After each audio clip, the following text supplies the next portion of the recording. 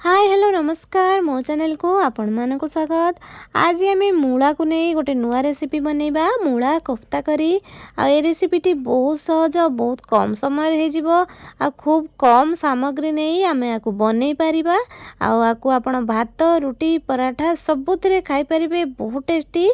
Video को प्रथम जाए निश्चिंत देखिए। आदि वीडियोटी पसंद लगे तेबे मो चैनल को निश्चिंत सब्सक्राइब करेंगे। पाखर थिबा बेल बटन टी को प्रेस करदेले आपण मो वीडियोर सब नोटिफिकेशन प्रथमे पाई परिबे। तेबे चलंतु आरंभ करबा हमर ए नुआ रेसिपी।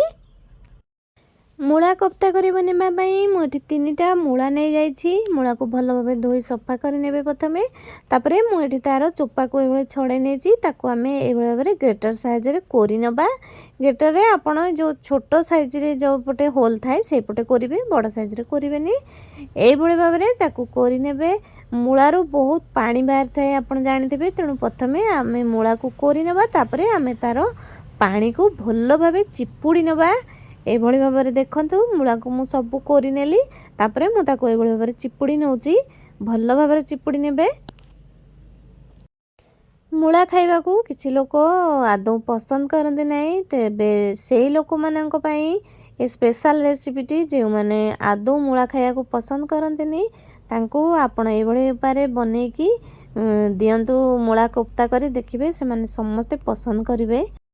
मूलारू सब पानी को ये भाव में चिपुड़ी मुझे रखीदे। ये देखो एबे आमे एथिरे हलदी गुंड देदबा। हलदी गुंड मुझे दे दउची हाफ चमच। एथिरे लंका गुंड देदबा 1 चमच। धनिया पाउडर देदबा 1 चमच। जीरा पाउडर 1 चमच। कटा धनिया पत्र देदबा।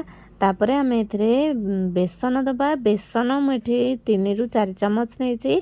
आपण क्वांटिटी को देखिकी बेसन देबे जेमती कोफ्ता बनै हबो। आउ बेसन मुझे दे सारा पर एथिरे आम किछि अदा रसुण पेस्ट देदबा। लुण मुझे 1 चमच दे दउची। आउ अदा रसुण पेस्ट एठी मु दउची हाफ चमच। आपण चाहिले काटिकी मध्य दे परिबे। ए अदा रसुण सहित मु किछि कंचा लंका मध्य पेस्ट बनै कि रखिछि। एबे एथिरे किछि जुआणी दे दबा। जुआणी को हाथ रे टिके भल भाव में रगड़ी के दे देबे तार फ्लेवरटा बहुत बढ़िया आसो। तापरे आम ए भाव में ताको मिक्स करनबा। आदौ एथिरे पानी देबेनी आपण देखिबे से ही तार पूरा पानी जो अंशटा मूलार अल्प अल्प थाए से बाटर हो जिवो। एबे ए भली भाव में आम ताको गोल गोल कोफ्ता बनै नबा। एठी देखंतु हाथ रे टिके तेल मारी देबे जेमती हाथ रेडा चिपकी जीवनी। ए भली गोल साइज रो सब कोफ्ता को बनै नबा। तापरे आम ताको तेल रे फ्राई करि नबा। लुण गोले सारा पर आदौ रखिबेनी सांगे सांगे फ्राए करेंगे कोफ्ता बने कि नले पुणी मूलारू पानी बाहरी आसो। एबे तेल आमर गरम हो जाइए। कड़े मु प्रथम बसई देती तापरे आम गोटे गोटे करी ए भाव में कोफ्ता को छाणी नबा। आ गोल्डन ब्राउन कलर है आम ताको काढ़ी नबा। ये गोटे साइड देखो तार कलर चेंज हो गलानी। ए भाव में दुई पट जाक जो कलर चेंज हो कोफ्ता को आम बाहर करनबा गोटे प्लेट को। कोफ्ता एबे हमर प्रस्तुत हो गलानी। कोफ्ता को मु एबे तेलरू काढ़ी नउची गोटे प्लेट को काढ़ी नउची। एई भली सेम प्रोसेस रे सब कोफ्ता को आमे बनै नबा।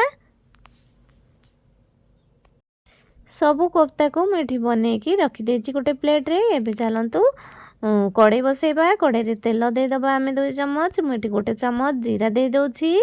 एठी किछि गोलमरिच आ दालचीनी मु नउची। गोटे तेजपत्र नउची। एठी टिके भाजी सारा पर आम कटा पियाज दे दबा। 2टा पियाज को मैं ये छोट छोट करी काटी नहीं। पियाज को अल्प भाजी नबा। आम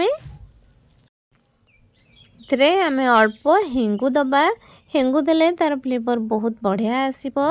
मुझे अल्प हिंगु दउची जेमती 1 चिमटा आपण हिंगु देबे।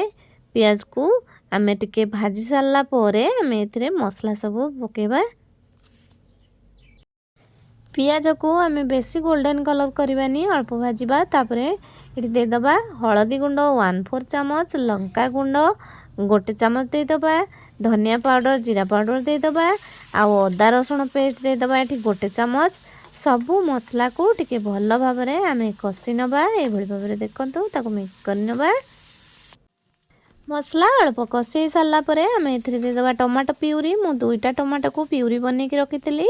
टमाटो प्यूरी दे सारा पर मसला को आउ 2 ରୁ 3 मिनिट पे भल भाव कषा। एवं लुण दे दूची ए गोटे चामच मसलार तेल छाड़ी आसला। ये देखूँ आम ए पानी देदेबा। सब बेले तरकारी मन रखिए टिके गरम पानी देबे, ठंडा पानी आदौ देबेनि नले तरकारी जो स्वादटा नष्ट हो। तेणु आप सब बेले जहाँ गरम पानी कि उषुम पानी देबे। पानी आम दे सारा पर झोल को फुटा को टिके समय दबा। झोल फुटी आसिले आम कोफ्ता को एथिरे पकईदबा। प्रथम जो मूलार कोफ्ता आम बनईकी रखी एबे गोटे गोटे करी एथिरे कोफ्ता को मु पकई दउची। एठी देखंतु कोफ्ता पकई सारा पर आम ताको 4 ରୁ 5 मिनिट पे टिके फुटिबा छाड़ीदबा। आ लास्ट रे गरम मसला और किछि कटा धनिया पत्र देदबा। एबे आमर प्रस्तुत हो जाइछि मूलार कोफ्ता करी। रेसिपीटी केमिति लागिला मते निश्चिंत कमेंट देबे। रहुछि नमस्कार।